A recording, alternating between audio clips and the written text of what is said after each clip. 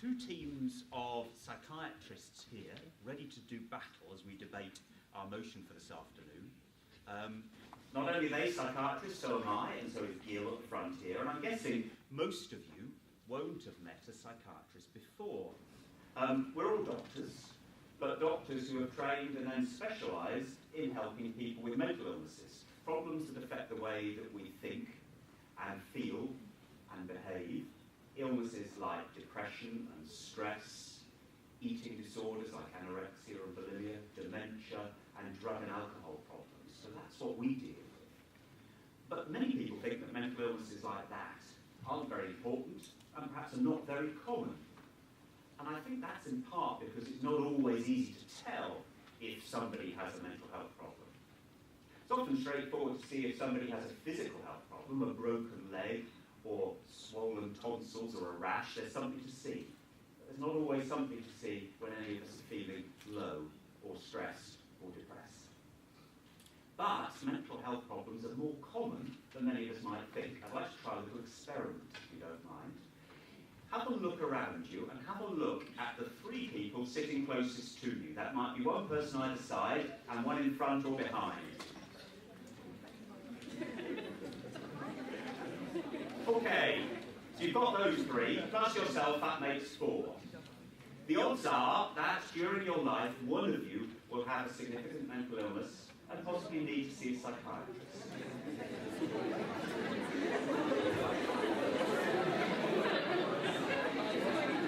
Over the course of our lifetimes, mental illnesses will affect at least 1 in 4 of us, and even us up here are not immune, being psychiatrists, 1 in 4 of the population. That's probably about every family in the country. Mental illnesses are far more common than we might think, but the good news is people can be helped, they can be treated, and that's the job of psychiatrists like us here today. And if you want to know more about a career in psychiatry, or perhaps one of the related specialties like psychology, we've got a career stand outside with some information, so do have a look at that on the way out.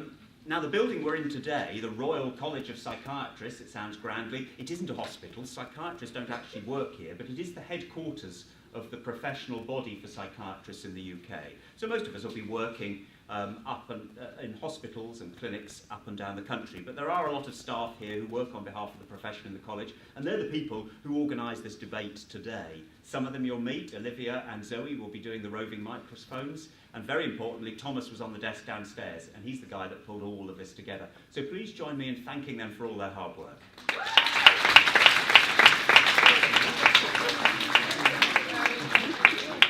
Now, I wondered, did anybody come to the debate last year? Yeah, 1 or 2 of you. So last year, we asked after the debate if people wouldn't mind filling in an online survey about how they found it, and in particular, what people suggested we should debate this year if they were to come back. And by far, the overwhelming majority of people said they would like us to discuss social media and cyberbullying. So that's exactly what we're going to do. Thanks for those who provided feedback, because you've helped us decide what the motion will be this afternoon, and that is, this House believes that social media is bad for your mental health. So I'd like to introduce 2 fired-up teams of speakers who are ready to do battle and to try and persuade you of their side of the argument. So we have on this side, proposing the motion, Dr. Peter Haddad and Dr. Beth Masterson. And opposing the motion, Dr. Priya and Dr. Abigail Swerdlow. I think this is going to be an interesting topic for discussion, because only this year I read some research that said that Instagram was good for our mental health because it could be used to spot people with depression and perhaps help them. And then 2 weeks later, there was some research that said Instagram was bad for our mental health because it was an important source of social bullying and it was bad for young people's mental health development. So, do social media provide an important source of help and support, and perhaps a way of identifying mental health problems? Or are social media simply another playground for cyberbullies to pick on their victims? So that's what we're going to have to decide this afternoon. We're going to explore the motion, this House believes that social media is bad for your mental health. Now, before we begin, I'm sure you've got views about this. And in a debate, as you probably know, It may be full of shades of grey, but ultimately we've got to come down on one side of the argument or the other. And to help our speakers, we would like you to decide just off the top of your head where you stand before we think about some of the issues. So in a moment, I'm going to ask you to vote. What I'll ask you to do is to put up your hands, first of all, if you support the motion, and then if you're against. When you put your hands up, put them up nice and high, because various ones of us are going to count them. It'll just give us an idea of where we stand. So, first of all, if you agree with the motion that this House believes that social media is bad for your mental health, could you put up your hand nice and high, please? Thank you.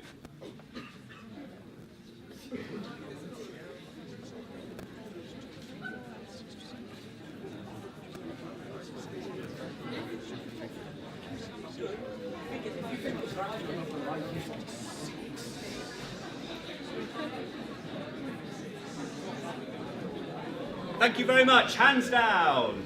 And now if you oppose the motion, this House believes that social media is bad for your mental health, hands up nice and high, please.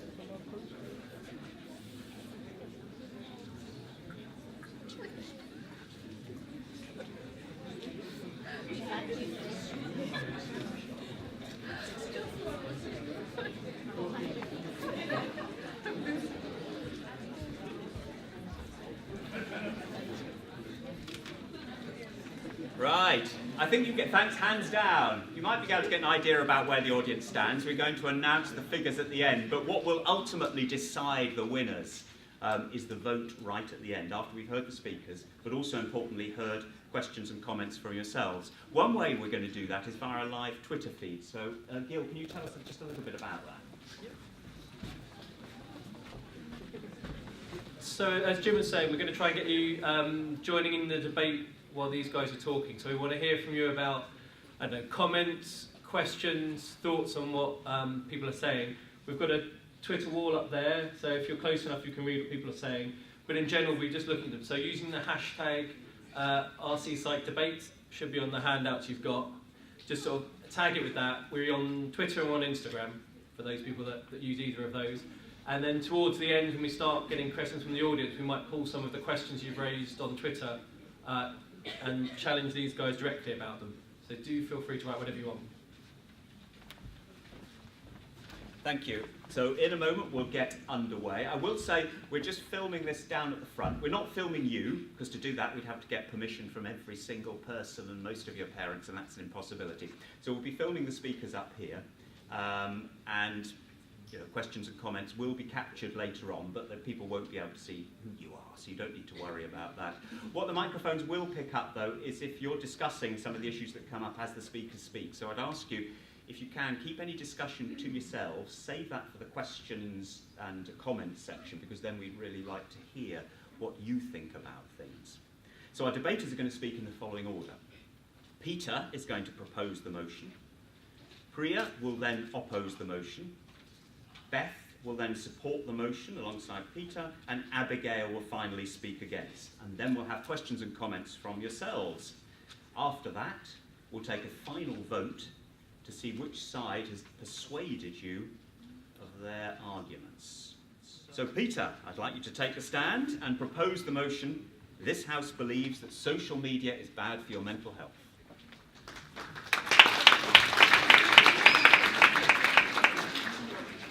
Thank you very much, Jim, and good afternoon, everyone. It's a great pleasure to be in London contributing to this debate. So social media has many benefits for younger people. You all know about these. It can increase your social connections, it can help you with your homework, it can help younger people develop a sense of identity. But there's also increasing evidence that social media can be bad for your mental health. The experts that tell us this are not Luddites. They don't want to take us back to the Stone Age. They don't want to stop people using social media, but they do want to ensure that people, that's younger people and older people, are aware of the potential dangers and risks associated with social media and the negative impact that can occur on mental health. So let's start by defining what we mean by social media. A well-known dictionary defines this as forms of electronic communication through which users create online communities to share information, ideas, personal messages, and other content such as videos. And high-profile platforms include WhatsApp, Facebook, Twitter, and Snapchat. I think it's important that we acknowledge that the technology is evolving very rapidly. For example, in the last few years, we've seen the introduction of live streaming. And social media can be associated with a variety of risks. And let me list these here.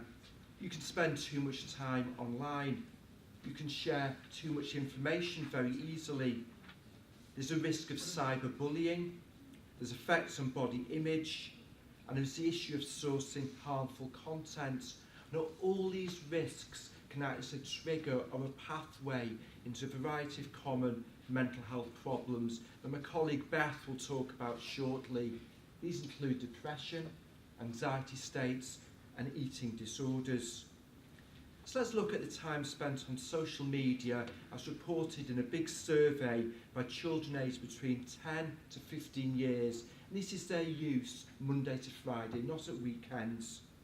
And you can see in the light blue that about a third of the people surveyed weren't using social media at all, but nevertheless over half were using up to 3 hours of social media a day.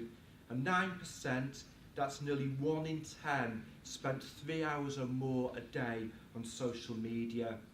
And that heavy use is more common in girls than boys. We know by looking at repeated surveys over time that the extent of heavy use is becoming more common.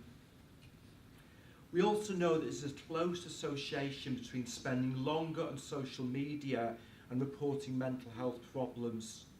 So this data shows you that people that weren't using, young people not using social media, 12% reported symptoms of poor mental health. Among those that spent 3 hours a day using social media, 27% were reporting symptoms of mental ill health. Let's now turn to the issue of sharing too much. There are many culprits. One thing that's very interesting about social media is it often involves an online disinhibition effect.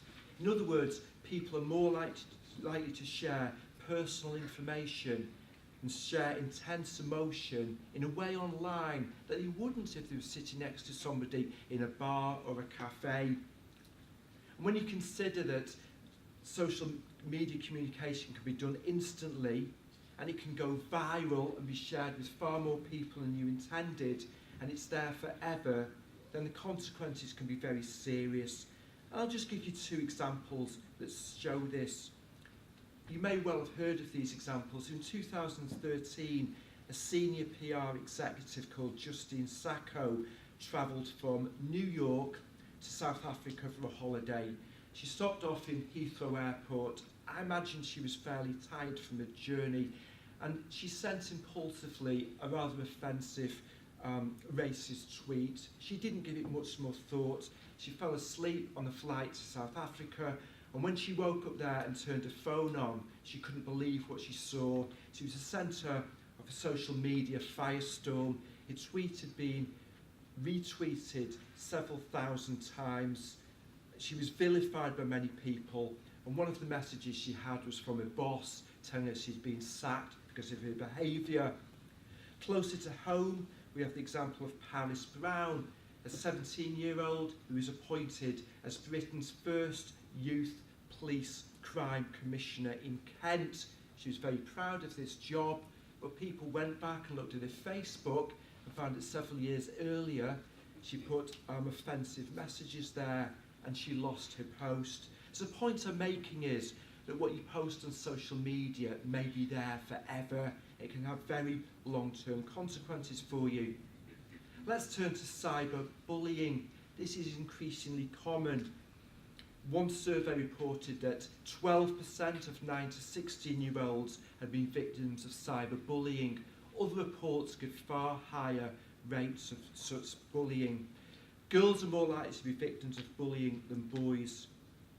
Now, this cyberbullying can take many forms. You may receive abusive, threatening or denigrating messages. Someone may share secrets about you without your permission. You may intentionally be left out of a friendship group. Someone may impersonate you. They steal your identity and damage your reputation. And some people are even cyber-stalked. And of course, bullying isn't anything new. We know it has a very damaging effect on people. It's linked to depression there and then, and it's also a risk factor for later on in your life becoming depressed. But cyberbullying has a number of features that can make it particularly toxic. There's no respite from it. You can be on the receiving end 24/7. One's incident can be shared and forwarded many times. There's anonymity for the bully, and the record of your bullying and humiliation may be permanent. Let's turn to look at the issue of body image and social media. So there's been an explosion in the use of selfies, and also many people manipulate photographs of themselves using packages like Photoshop to look as glamorous and as good as they can. One of the problems though is people are constantly comparing their image with someone else's, and they're often comparing their image with an idealised and impossible to gain image that doesn't really exist or exists very rarely, and this can lead to body dissatisfaction. And we know that that is a very robust predictor of the development of eating disorders, and in particular anorexia nervosa. Let's now look at sourcing harmful content. Of course, the internet and social media allow us to access a wealth of very good information, but it can allow access to harmful content, violent material, sexual material, and we've all heard cases of young people being groomed using social media. There can be incitement to hatred, and there can be propaganda to join extremist groups. So to summarise, myself and Beth fully accept the benefits of social media, but we feel often a gloss has been put on to portray this as a panacea, and we want people to be aware of the risks. Shirley Kramer is the Chief Executive of the Royal Society for Public Health, and she wrote, "Social media has become a space in which we form and build relationships, shape self-identity, express ourselves, and learn about the world around us." And she highlighted it is intrinsically linked to mental health. Unfortunately, that link can sometimes be damaging. Thank you very much.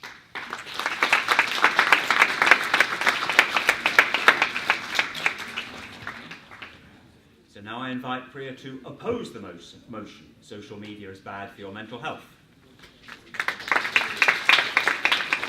Thank you. Okay, so I hope you can all hear me. I'm now speaking into the microphone. So I'm going to start off the opposing team's side of this debate. So social media is bad for your mental health. But is it? Bold statements like these are actually incredibly dangerous without having sufficient evidence to back them up. Given just how widely used social media is today by both young people and adults alike, we need to be careful, cautious and responsible in the claims that we make to avoid a mass hysteria from breaking out. Now if we just stop, pause and think for a moment, how did we ever come to know that something like smoking was bad for us? Or that perhaps drinking too much alcohol could be harmful for us? Well, the answer lies in research. All big questions require thorough research, which means having carefully designed controlled studies that follow up large groups of people over long enough periods of time to be able to say whether or not there is, in fact, a meaningful effect. Now, such research contributes to a growing body of evidence, which will either be in favour of or not in favour of a particular claim. Now, when it comes to the research that has looked at social media and its effect on mental health, while there have been studies that have looked at just this, all of these studies really seem to conflict with one another. Now, these studies conflict with one another for a number of different reasons, not just because some studies have found, yes, there is an association between social media use and poor mental health, and that then there have also been other studies that have found there's no such evidence of an association. But the way in which these studies have been designed vary considerably. So some studies have looked at the use of social media by children. Other studies have looked at the use of it by adolescents. Other studies have looked at the use of social media by adults. Now clearly each age group is obviously it's a different developmental stage in their lives, but also is possibly likely to use social media in quite a different way. So it's a limiting factor when we're thinking about trying to draw comparisons between the research that's existing. And I also think it's important to highlight that the participants in these studies have often been asked point blank, do you use social media, yes or no? Well, clearly social media is quite a vast term, and that's something I'll come back to in just a moment. And so the way that a person uses Facebook may well be quite different from the way that a person uses Instagram. I think it's also really important to stress that we just don't know whether social media causes mental health problems. So while there have been studies that have found reported associations, we just don't have the evidence available to be able to say that yes, there is a direct causal explanation for such an association. And that's often contrary to what lots of the latest news headlines might report. So I think most of us might recognise some of these images on the screens as being different types of social media. And in some ways, I find that I myself use each of these different types of social media in different ways. And I know historically Facebook has been something that I've used as perhaps part of an online group, enabling me to share educational content with my colleagues who also belong to an educational group. Similarly, Twitter provides a way to have a really interesting discussion or debate exactly like how we are now. And so really, each type of social media perhaps serves a slightly different purpose in most people's lives. And so the term social media is incredibly broad. And just as how we have different types of social media that perhaps are used in slightly different ways, it's also quite possible that different types of social media may have different effects on our health and mental well-being. So I think it's also really important to highlight that some studies, and in fact there was a report published earlier this year by the Royal Society of Public Health, found that certain types of social media, like YouTube for example, could actually have a positive effect in the lives of young people by facilitating access to better support, resources and education generally. So just to stress again, we cannot generalise across all types of social media. So what I'd like to do now is briefly outline a few points as to how social media could potentially benefit our mental health, that my colleague will carry on with in just a moment. So social media benefits mental health by providing young people with a voice and the power to make change happen. So this really is incredibly important given just how fast-paced our society is today. And being able to feel like you have a voice in the wider world is an incredibly important part of our psychological, emotional and cognitive development. And social media helps to facilitate that. And finally, I think it's really important to highlight that social media does provide young people with access to other people's health experiences as well as expert information. And given just how much we already know that young people are some of the most difficult to access age groups when it comes to mental health education and awareness, it's really important that we take our messages to the social media interface as a way to educate. Thank you.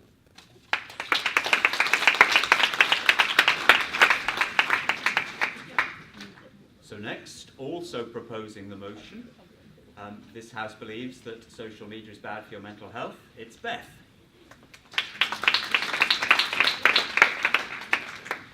Thank you very much. I just want to recap a couple of things and remind us of a couple of things that Peter said earlier. There was that survey from 2015 that found there was a clear association between the time spent online using social media and mental health problems. And they found that with those having no time on social media, 12% demonstrated mental health problems. But that went up to 27% with just 3 hours or more a day, so a substantial increase in those suffering mental health problems. And then Shirley Cromer's quote that social media is intrinsically linked with your mental health. I'd like to bring your attention to the Times today. Their front headline is "Social media is bad for your mental health, Facebook admits." So even they now accept that it can cause you problems. So what I'd like to do is take us through the evidence, the links between social media and mental health problems, and there are lots of social and emotional problems that can arise So it's been linked to all of these things, and I'd like to make a comment on all of those. So poor sleep. We know the association between sleep and mental health problems, and they're tightly linked. And it said 72% of 16 to 24-year-olds asked in a survey about their sleep said they actually missed out on sleep during the night purely to go online to check what was happening. And the average was 3 times a night they were accessing social media to look at that. And I'm sure you've experienced lack of sleep preparing for exams and things. You get more irritable, you start to worry more about things, you don't feel you can cope as well, you feel more stressed. So these things can all add up and they start to affect your mental health. If we go on to think about anxiety of conforming, and something I've never heard of before researching for this, the FOMO effect, the fear of missing out, so-called the compare and despair, that you start to look about things that, oh, well, they're doing that and I'm not doing that, and you're looking for sort of external validation from people about, oh, these likes, am I doing the same things as other people? This person's got more likes than me, and one young person quoted, I'm continually worried about what others think of my photos and my pictures. They also found that 25% of 16 to 24-year-olds actually felt physically both nervous and anxious when they were offline. They felt they constantly needed to be connected, and they felt bad about themselves if they couldn't get an internet connection or it wasn't possible. So decreased offline social interactions, so basically face-to-face talking with people, and being in what one might consider the real world. Those human interactions that are very part of our very fabric of being a society, we seem to be missing out on, and our young people losing the ability to do that by spending so much time online. Decreased attention and decline in academic work, I would put together. If you look at surveys, between 37 and 60% of young people said they'd actually neglected their job, school, classes, etc., just to go online and keep up to date with what was happening. And so you can clearly see why academic work might suffer in that respect. Hyperactivity, well, is that because you're seeing what's happening online and you just think you want to get involved, you're increasingly aroused by what you see online? Aggression, does that stem from lack of sleep? You get more irritable, you're easy to make aggressive acts, be aggressive towards people? Or is it that what you actually see directly online makes you more aggressive with what you do? And it may seem paradoxical, but actually social isolation, you think that you've got lots of likes, lots of friends, but these are all online, not actually in the real world with people you're sort of sitting with. So they did a survey in schools and they found that people were less likely to feel they had a sense of belonging at school and actually felt more lonely, which in some ways doesn't sort of really make sense if these people are saying they've got lots of likes and they feel as though they're part of something online. Also, evidence for a dose-response relationship is clear, that the more time you spend on social media, the more mental health problems are experienced. And in each additional hour spent online or social media increases your likelihood of mental health problems. So with all these things I've talked about and that have been studied, it's no wonder that the rates of depression and anxiety in our young people has gone up. They say in the last 25 years that's increased by up to 70%. And 4 out of 5 young people actually say that when they are using the social media platforms, they feel their symptoms of depression and anxiety are actually worse, but continue to use them. They're often setting completely unrealistic expectations on social media, leading to increasing feelings of self-consciousness, poor self-esteem, and this pursuit of an unrealistic and unobtainable perfectionism. And then this phenomenon of phubbing, which I'm sure, even if you don't know what the word is, we've all seen it when you go out. People can arrange to meet, they can be sitting out to dinner, sitting with your friends, but no one's talking to one another, no one's engaging in the real world. They're all on their phones. What are you doing? Whether that's even around the table, they're texting or Facebooking with each other, or outside of that group they're with. These are just examples, I'm sure you've seen it. And I also wonder whether this is the same event back in 2005. You can see people appear to be concentrating on what's going on. They're living in that moment. And I wonder, when you look back at 2013, everyone's got their phone out. Are they thinking, well, I must post this, I must tell people I've done this, and sort of comparing what each person's doing and thinking, how many likes am I going to get? If they then look back, were they in that moment? Can they recall that moment with the same excitement? And really appreciate what they were part of at that moment, or was it all just what one might call one-upmanship at the time? So, just as early as last month, Mr. Hunter, who's our health secretary, said social media has become a fundamental part of our children's lives, and while the internet provides amazing opportunities, and Peter and I both accept there are lots of positives to using social media, we must not ignore the negative effect disturbing images and bullying have on their mental health. It is now time to turn the tide on this abuse. So it's reminding people that there are positives, and we do agree with those, but there are negatives we really, really need to appreciate and tackle. So what should we do? We know young people have lots of coping mechanisms online, and to help themselves and to keep themselves safe. But only 22% of those 16 to 24-year-olds surveyed actually said if something was upsetting them or they found something disturbing, they would approach someone face-to-face and talk about that or tell someone about it. So if you're not likely to ask for support, what can we do to help you protect yourself? Well, something like this, informing people that there are choices to make you aware there are positives in using social media. It can be a great platform and you can access your own help there. But there are minuses, and it can be really detrimental if you don't go to the right website or if things start getting on top of you. So teaching digital skills to help yourself protect yourself online. So you can, on some of the social media platforms, you can block users, you can update your privacy settings, and teaching you how and who to approach to get some help. One of the big stumbling blocks, I think, is that, and has been mentioned already, that technology is moving at such a fast pace that even in my day, I went to school, there weren't computers, there weren't mobile phones, so you are all going to be much more experienced even than I at technology. So imagine what it must be like for your parents, who probably don't really understand when you talk about a lot of things. So maybe that's one reason they don't talk to you about your social media use, because they don't really know how to help. And maybe young people don't go and talk to their parents about it because they just think, well, they're not going to know how to help me, and even your teachers. So it's building your confidence in skills, in being able to use social media, but also helping parents and adults understand how they can help and what's the best way to do that. So what I'd like to summarise by saying Peter and I both agree with the opposition that social media does have some positives, but we really need to acknowledge the fact that there are negatives, and it's getting that balance right. So in my mind, social media is a bit like chocolate or alcohol, okay?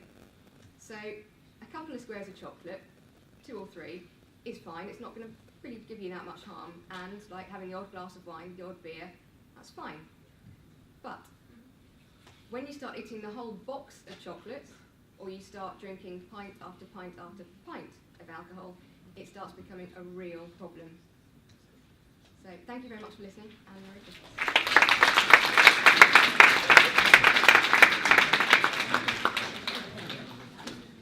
Finally, Abigail is going to tell us why she disagrees with the motion this House believes that social media is bad for your mental health.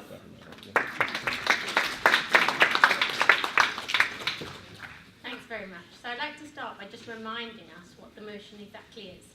So this House believes that social media is bad for your mental health. Now, Peter and Beth, the proposers of the motion, have agreed that it's not all bad for your mental health. There are lots of positives. And as you heard from Priya, and as you heard both from Peter and Beth, they can list you a long list of benefits for social media. Therefore, if we're voting for the motion, this House believes social media is bad for your mental health, then we're ignoring that there are positives and there are good things that come about it.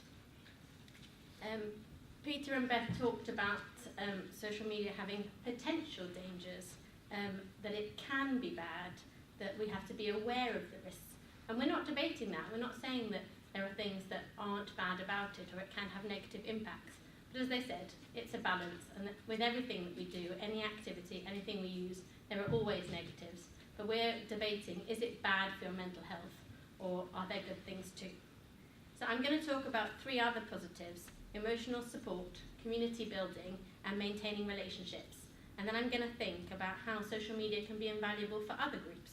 So for individuals with conditions such as autism or anxiety, or can be used for friends or families or caregivers, of people with disorders.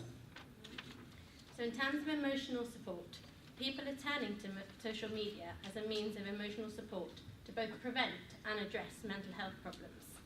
7 in 10 teens in the report that was published earlier this year report receiving support on social media during tough or challenging times. This clearly isn't a bad thing. With young people having hundreds of friends or followers on social media, there's a vast network of potential support available. This is especially important for those who don't have access to this support face-to-face. So if you don't have friends, or you're from a different place, or you've got severe anxiety and you can't leave home, or you can't get to school, or you can't socialise, then this support online is really important and definitely a good thing. The other distinct positive aspect is that of community building. So by joining groups or liking pages, young people can surround themselves with like-minded people and share their thoughts and concerns. These could be minority groups like ethnic minorities or LGBTQ+ communities, and these ethnic minorities or LGBTQ communities are higher risk for developing mental health problems. And so despite geographical separation or despite not knowing anybody who may be in the same group as you, social media enables them to connect with each other. And surely this will help their mental health and avoid feeling lonely or isolated.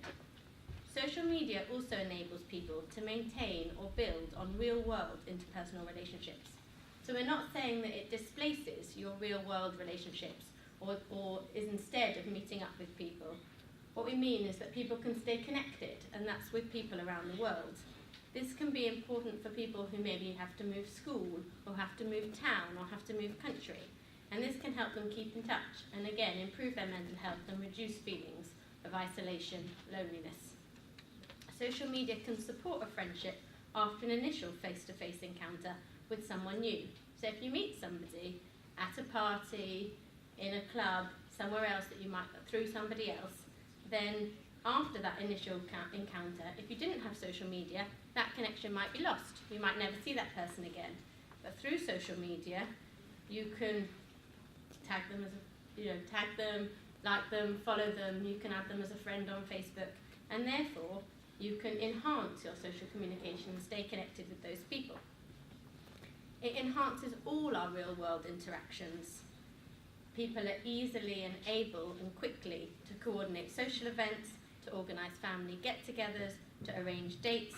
All these improve our social activity, and all these therefore improve our mental health. Now, if we're thinking that social media is bad for our mental health, which is what the proposers are suggesting, then we're thinking that it doesn't have a positive impact or a good effect on other people's mental health. Now, there are some young people who suffer from autism or other difficulties with social interaction, and there are lots of studies and research which shows that social media can have a positive effect on their mental health. There was a study just earlier this year which showed that teenagers with autism were much better able to use the features of social media, mainly because it required less complex decoding of the social information. So it put those with autism on more equal terms with their friends or with their peers, because they're not so dependent on the social cues that you need in the physical world. And therefore, for autistic individuals, the cues that you need in the physical world can be a real barrier to them being able to communicate. So social media gives autistic individuals the opportunity to create and maintain friendships, which they normally would struggle with. And therefore, how can we say that social media is bad for your mental health if it helps a small group of individuals who really need help with their social communication? In the last 3 years, there's been a lot of research into this area, and lots of studies have showed that teenagers with autism or other related difficulties have reported more positive friendships when using social media and a higher friendship quality. This improves the mental health of these young people. There's also been research into the use of social media to facilitate training and delivery, perhaps of social skills, which they use via Facebook, and we already know that social media is used to enable others to feel included or to participate in events. Today's a good example. We're using the live Twitter feed so that others can communicate and participate in this event. If we genuinely thought that social media and Twitter was bad for our mental health, would we be encouraging this? Would we be using it today? Other than social media being of benefit to individuals with difficulties, it's also been shown to be very positive for parents or caregivers of young people with disorders. So there was a study a couple of years ago which examined Facebook communications of parents with young children with difficulties. The findings show that the messages offered informational support most often, followed by emotional support. The majority of the messages discussed and addressed challenges and difficulties associated with caring and raising these children, and this definitely helped them. The social media really benefited them. Social media also enables those with more rare conditions to connect with others, participate in conversations about their diagnosis, read posts from disease groups or organisations, even if they didn't know anybody else who suffered with their condition. The proposers for this motion are arguing that social media is bad for your mental health. Hopefully, Priya and I have shown you that despite there being negative aspects to social media, as there are for all things, there are plenty of positives, and social media is and can be very beneficial to your mental health and others. The few negatives that the proposing team put forward to think about as risks and negatives aren't unique to social media. They talked about missing out on sleep having an effect on your mental health. Well, I'm sure we've all missed sleep for lots of other reasons other than social media. Parties, working, exam revision. I wouldn't say staying up for exam revision is really bad for your health because you miss out on sleep. Similarly, FOMO, fear of missing out. Before social media came about, this was still a concept that we all knew about. You all went to school, you all met people, you all texted others. You knew when someone was having a party, when you weren't able to go to anything. Social media hasn't changed that. And similarly, with body image, there's always been magazines, cinema, TV, catwalk. There are plenty of things where we have to compare our body image to a more perfect example. Social media hasn't really changed that. It's just the same. We shouldn't blame social media for causing mental health problems when all those existed already. So think carefully, think against the motion. Social media isn't bad for your mental health. It might have negatives, but there are plenty of positives too.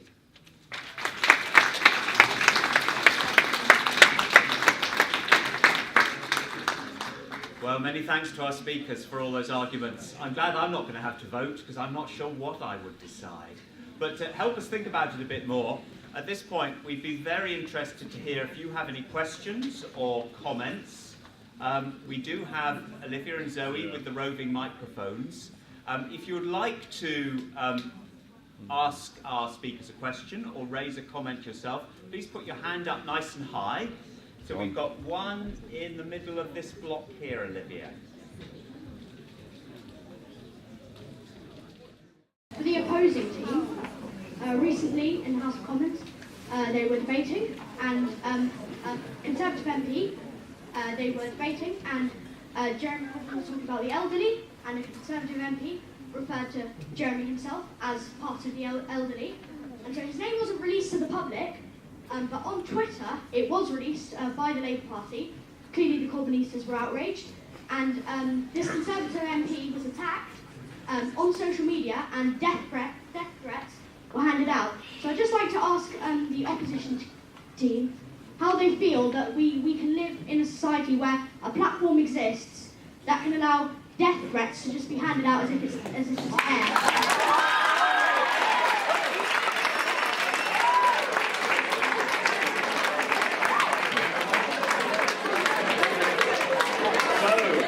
Thank you for that. Priya and Abigail, you're being asked social media at its worst can be a portal for death threats. What do you think about that?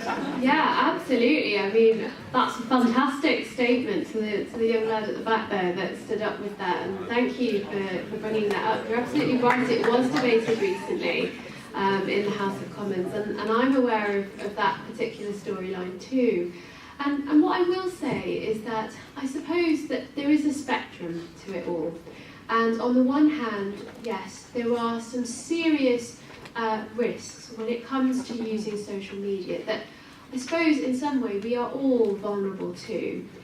But I suppose it's important to recognise that that is quite an extreme case, but nonetheless a case that is important for us to reflect and think about. I think for the purposes of today, when we think about mental health, yes, in a case like that, that will undoubtedly have some effect on a person's mental well-being. But I think it's really important we look towards trying to achieve a kind of social etiquette around how we use social media. I think social media is here to stay, but what would be really encouraged is thinking more about what are the appropriate ways of using it, or how can we use it appropriately, and how maybe it's not such a good or appropriate use of social media. I don't know if Abigail, you've got any thoughts on that at this stage. Yeah, I think you're right, and I think we can't stop other people not being nice. Before the introduction of social media, death threats were handed out, people make nasty comments, and I think we shouldn't blame that social media is bad for your mental health because of the misuse of it by certain individuals. Unfortunately, if something does get put on social media, it does get retweeted or viral, but that's not social media being bad, that's the action of the individual, and although it's really important to think about and to learn from those examples, I think Priya's right, we have to have a way of dealing with that, and you can block people, report people, there are systems in place for that, and these things existed, death threats, nasty comments, bullying, before social media came about. Peter, you have a comment. Yeah, they certainly did, but I think what you have to remember is the nature of social media, the anonymity of it, the fact you can post something very quickly in an instant, it does lend itself to generating what I'd call a mob culture, and you do see that very quickly things can spiral very quickly out of control. So someone can very quickly become on the receiving end of lots of very negative comments in a way that I don't think would happen in a normal interaction. Thank you. Any more questions and comments from the audience? So we've got one right on the far side over there. Oh, sorry, one in the middle, and then over there, Zoe. Hold the microphone nice and close, if you would. Oh, let me stop you. I don't think it's on, is it? Oh, okay. So while you were saying stuff, I was writing it down in order, so it's just like, so I was wondering if there wasn't any anonymity, would there actually be any cyberbullying, do you think? Will you say that last bit again? I didn't. So if there wasn't actually any anonymity, would you? If there wasn't any anonymity, would there actually be any cyberbullying, do you think? Right. And also, just because there's access on social media, it doesn't mean that you're actually going to use it.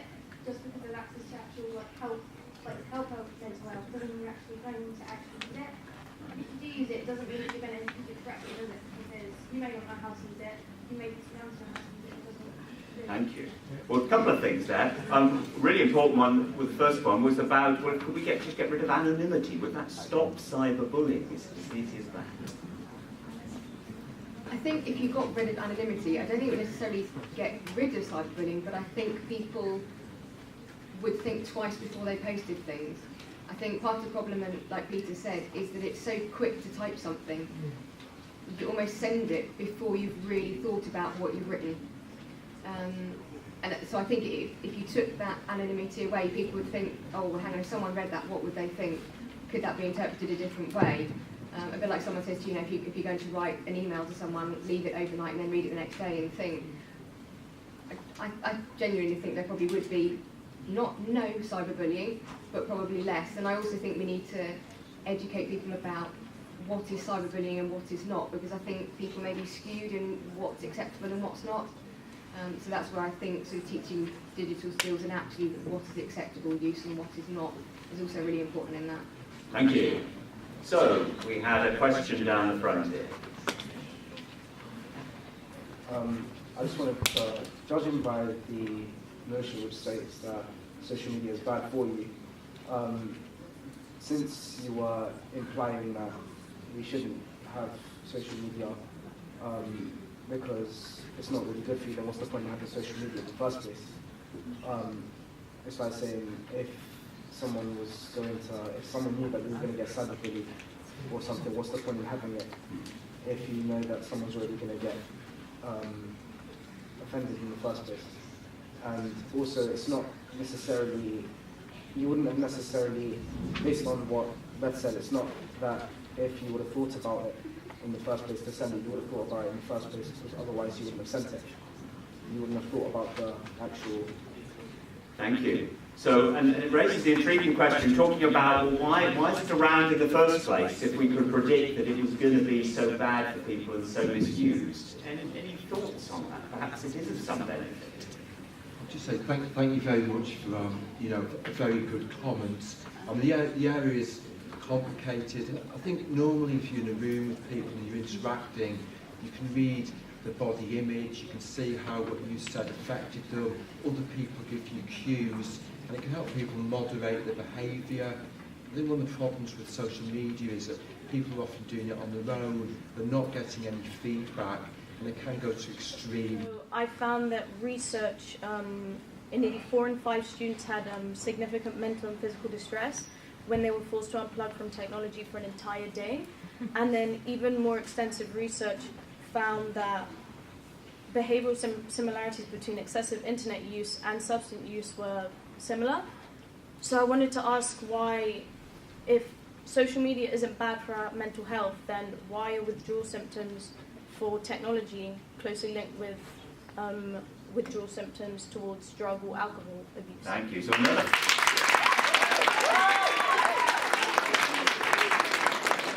fascinating question. We don't just all link up social media. We're actually addicted to it. What does the opposition say about that? I think it's a really good comment, and I think that there is research that shows both ways. And I think you're right that there is research that shows you can get addicted to technology. But similarly, people can be addicted to their telephone by reading other things, not just social media. People play video games. You can be on video games all day and all night. You can spend many hours on lots of different search engines, gambling sites, all different things of technology which can be addicting. I'm not sure it's social media per se. That may be a part of people's computer use. I think a lot of the research actually hasn't looked at the current social media things, because a lot of the extensive research is from the past and from other online uses. Yeah, and I have a follow-up statement, I suppose, to that. So that was a brilliant comment to make. And I'm actually part of one of the research teams that's done a little bit of work looking at social media addiction. And what we have found is that often people that go on to demonstrate features that maybe might classify them as almost being actually addicted, they usually have underlying predisposing traits that sometimes put them at higher risk. So what that means is we can't generalise those findings to everybody.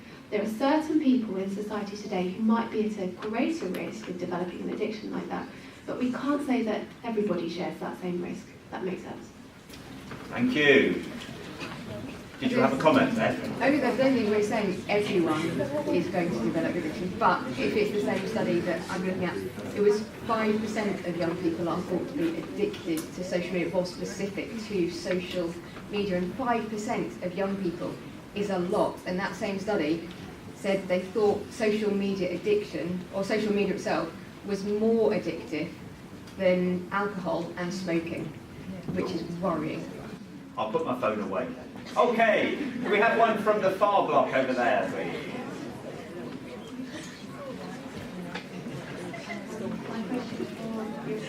Oh, speak up nice and loud if you wish, you're further away from me. Yep. One of your arguments was that things such as death threats and bullying has been around since before social media. And I was wondering if you think this justifies that it's continuing, and do you not think that social media amplifies this? Right, so the amplifying effect of social media doesn't mean we can just dismiss it when it comes to that online bullying, and even worse. Yeah, I think absolutely that's something that we would all unanimously agree upon, that social media does carry an innate quality of taking something and really expanding that very quickly in a short period of time, which is dangerous. But the counter to that really would be that similarly, why can't we do the same with an anti-bullying campaign? Why can't we use social media in a positive way? And actually there have been some incredibly successful campaigns that have been sort of really dished out and really that have come into their own through social media. And so really what we should be saying is let's work together on this. Let's really try and actually do something positive and use the power of social media in a positive way. Thank you. Hands up for questions. We'll move around the blocks. Could we have one from the middle block there, please?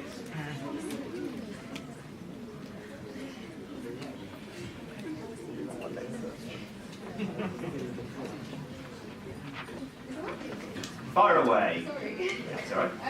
You say that, you know, social media can be good in like terms of mental health. Like people who are getting bullied, they'll go online, like join a support group, but at the end of the day, when they come offline, they're still going to feel the same like when they went online. You know what I mean? So I feel like the feelings and emotions you experience on social media are just temporary, because when you come off it, you're a completely different person. Your mindset is different. And we're so influenced by opinions, and like the media like disseminates mass messages to us, and like we subconsciously and consciously consume these messages, even though we have the capability to make our own decisions and choices. We're still influenced by the media heavily. And I feel like, I don't know, it's just, honestly, I feel like it's bad for our mental health, even though I'll still go on it tonight. But it's just, I don't know, yeah. Thank you. So is that one of our addicts speaking? The malign influences, possibly, yep, even though we know it's bad for us. So I think what you say is really important, and I think you say that when you go on and join a support group, when you come off, you're exactly the same. And some people would say that. I think there are others who would say that actually going on and getting the support and hearing from other people and reading other people's posts and reading about how they are able to cope with it, any strategies they have for managing their bullying, feeling not alone and not that it's all themselves, and actually seeking help, and online being able to be signposted to other health information, health experts, getting the right information and perhaps even treatment. And we hear about how adverts come up thinking about NHS or helplines or childlines that people might not be aware of. I think some would say that when you come off you're exactly the same person, but others would say you found a community or others who are like you, so you don't feel so alone, you can learn from others, and also you can get signposted to more specialist, more expert health information and other people. Yeah, and I'd just like to add to that, you know, a recent survey that was done found that up to 7 out of 10 young people really found social media to be beneficial for them when they were going through a time of difficulty or crisis. So I guess it's just worth keeping that in mind. Thank you. I think we had one right on the far side by the door there. Thank you.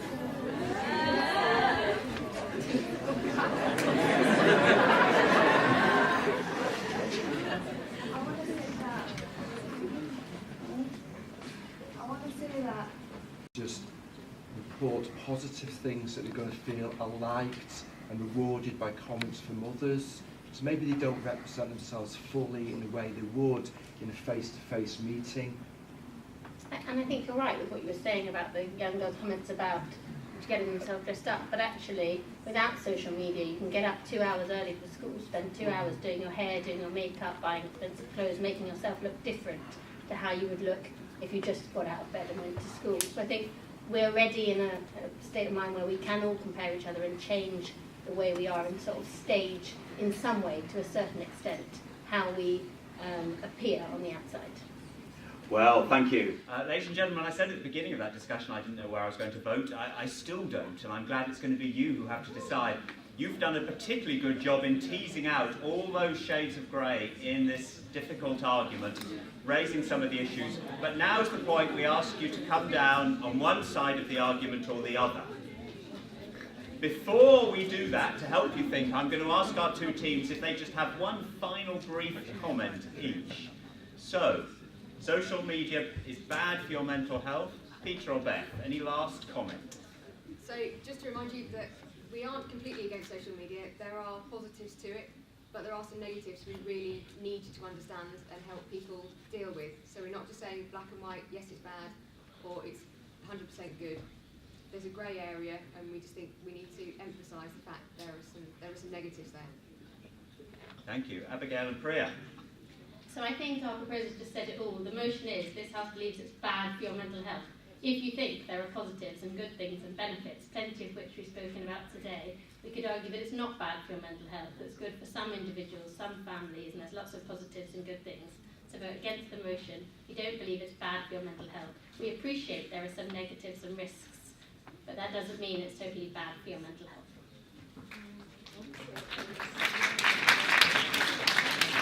Right. Our speakers have views, but what counts is what you think. We'd like you to vote for whichever side has best convinced you of their side of the argument. So first of all, if you agree with Peter and Beth that social media is bad for your mental health, will you please raise your hand nice and high?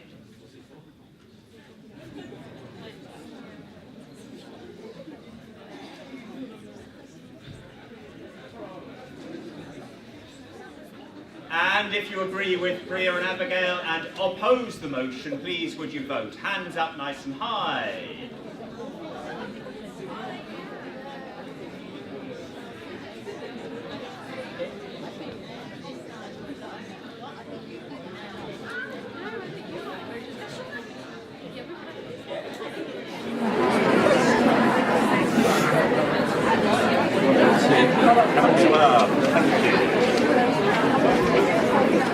Ladies and gentlemen, before I announce the result and the winners, I'd like you to join with me in thanking all four of our speakers for such an excellent debate.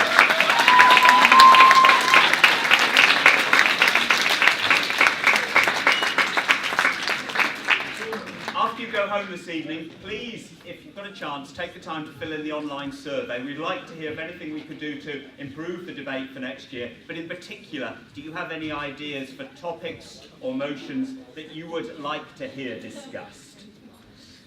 I'd like to say thank you very much for all of you for your questions and comments, which have really helped us to think about this issue. I'd like to wish you all a safe journey home and a happy Christmas. But now we come to the decider. Before the debate, this House believes that social media is bad for your mental health. For the motion, 128. Against the motion, 99. After the debate, for the motion, 91. Against the motion, 102. I declare